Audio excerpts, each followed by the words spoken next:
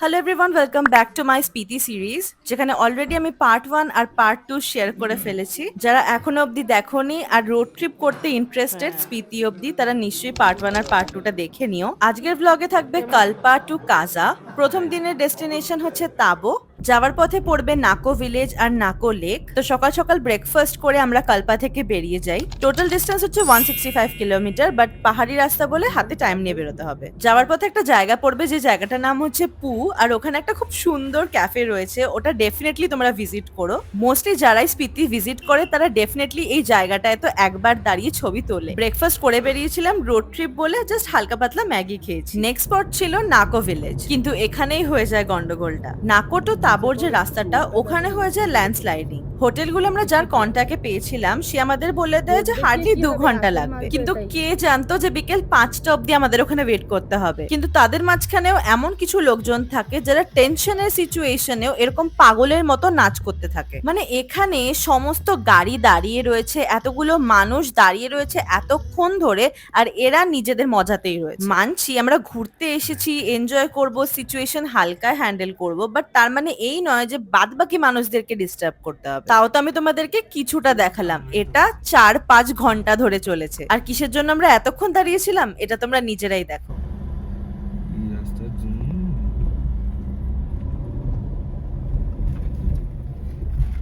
জয় মা, bomb bomb ভোলে, জয় শিব শম্ভু,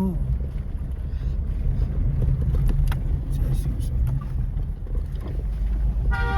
সত্যি বলতে এরকম সিচুয়েশন আমি আগে কখনো দেখিনি, আর এমনও কিছু সিচুয়েশন হয়েছে ওখানে যেটা আমি ভিডিও করতে পারিনি। এই রাস্তাতেই একটু আগিয়ে গিয়ে আমাদের গাড়ির ছাদে লিটারেলি পাথরের কুচির বর্ষণ হয়েছে। আমি জানি না সবাই কি করে একদম ক্রিটিক্যাল মোমেন্ট গুলো ভিডিওতে ক্যাপচার করতে পারে, বাট আমি তো পারিনি। কিন্তু আমি বলবো এগুলোও একটা এক্সপিরিয়েন্স। আমাকে যদি সত্যি জোর করে সোহাম না নিয়ে যেত, আমি সত্যি বলছি আমি অনেক কিছু মিস করে যেতাম। এইসব জায়গাগুলো তোমরা নিজেরা ফিল করতে পারবে যে ওখানকার লোকজন কিভাবে সার্ভাইভ করে। যাকে টেনশনের মোমেন্ট চলে গেছে, এবার শুধু ভালো ভালো। এবার তো সুন্দর রাস্তার এক্সপিরিয়েন্সটা সবে শুরু হলো। সবাই বলে স্পিতি ভ্যালি লাদাখের ছোট ভার্সন। আমি তো খালি যেতে যেতে এটাই ভাবছি যে আমি এখনই এইসব দেখে ফেলছি, আমি লাদাখে গেলে কি করব। তোমরা জিজ্ঞেস করতেই পারো যে সমস্তটা আমি ভয়েস ওভারে কেন দিয়েছি, কারণ আসল অডিওটাতে আমি আর সোহম ওই টাইমটাতে ঝগড়া করছিলাম। কথা বলতে বলতে পৌঁছে গেলাম আমরা নাকো ভিলেজ। এবার তোমরা জায়গাটা দেখো।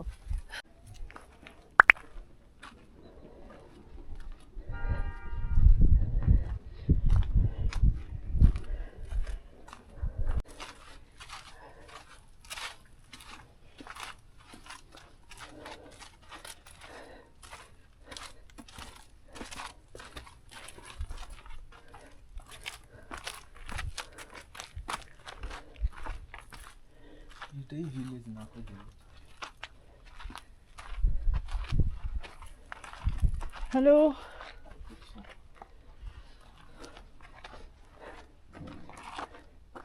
পাহাড়ি রাস্তায় 1 কিলোমিটার হাঁটার পর এটা হচ্ছে নাকো লেক। এরপরে আর কোনো সাইট সিন নয়, ডাইরেক্ট আমরা চলে যাচ্ছি তাবর হোটেলে। আমি জানি না তোমরা বুঝতে পারছো কিনা, বাট এখন কিন্তু 5:30 বাজে।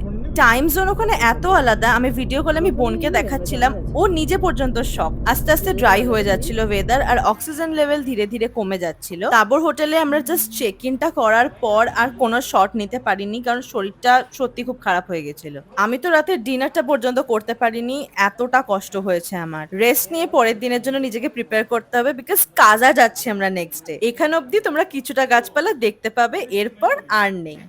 এক্সট্রিমলি সরি, আমি তাবোতে কোনো রকমের ভিডিও করতে পারিনি। স্পেশালি হোটেলে যাওয়ার পর তো আরোই করতে পারিনি। শরীরটা একদম ভাল লাগছিল না, আর তাড়াতাড়ি ঘুমিয়েও পড়েছিলাম।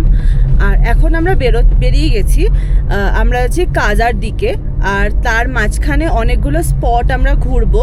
জানি না কটা ঘুরতে পারবো, তো দেখা যাক। যেই যেই জায়গাগুলোতে যাব সেটা অবশ্যই শেয়ার করব, আর তোমরা দেখতে থাকো। তাবো থেকে কাজা যাওয়ার পথে কয়েকটা স্পট রয়েছে, ওগুলো আমি তোমাদেরকে এক একে দেখিয়ে দেবো। ফার্স্ট এই জায়গাটার নাম হচ্ছে Dhankar monastery.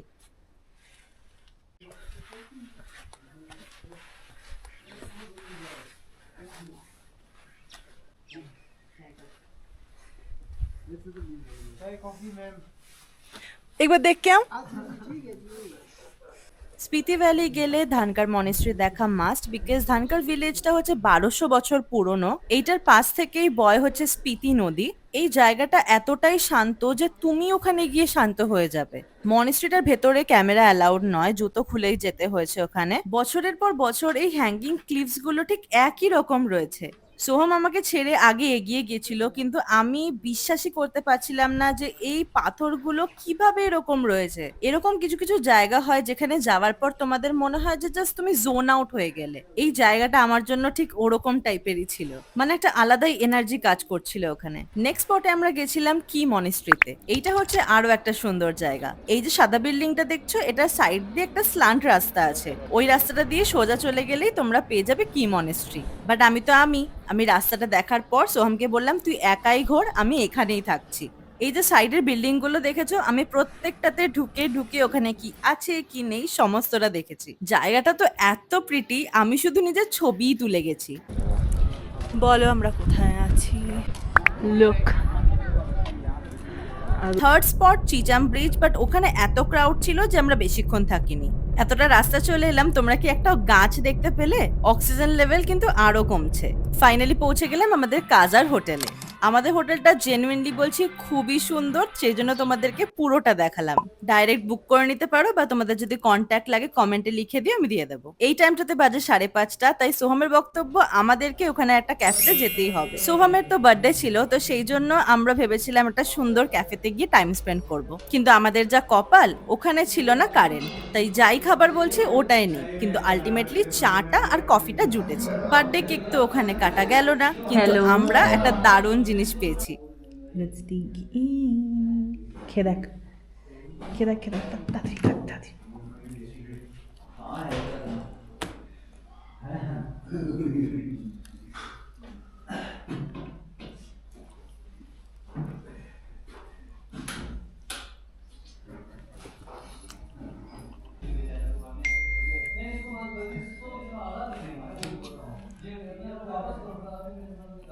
Next day morning কাজার সাইট সিন করার জন্য তাড়াতাড়ি ব্রেকফাস্ট করে আমরা রেডি হয়ে গেছি। হোটেলটা এতটাই সুন্দর যে তোমাদেরকে এই বাইরের ভিউটা না দেখিয়ে আমি পারলাম না।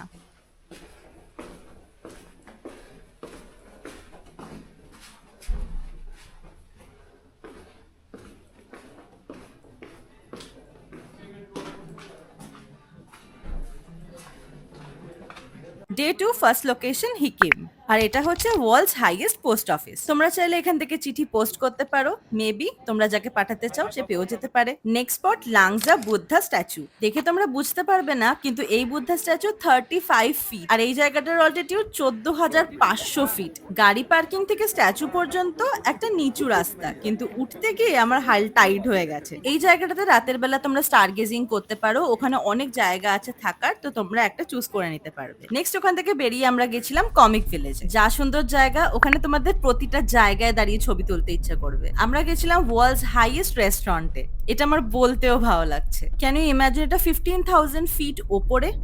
level, and I'm sitting at the world's highest restaurant called Himalayan Kitchen, and I'm having Sibakthon tea, which is a tea brewed from a আর আমার মনে হয় সোহম তো ওখানে গিয়ে পুরোপুরি জোন আউট হয়ে যায়। ও পাহাড়ে গেলেই জোন আউট হয়ে যায়, আমার বোনের মতো। কোনো কথা নেই, চুপচাপ নিজের মতোই খাচ্ছে। আর সত্যি কথা বলতে আমি পর্যন্ত ওখানে গিয়ে জোন আউট হয়ে গেছি। লিটারালি ওখানে এত রোদের তেজ যে তোমরা ঠিক করে তাকাতে অবধি পারবে না। আর গলা শুকিয়ে যাওয়া তো ওখানে খুবই কমন।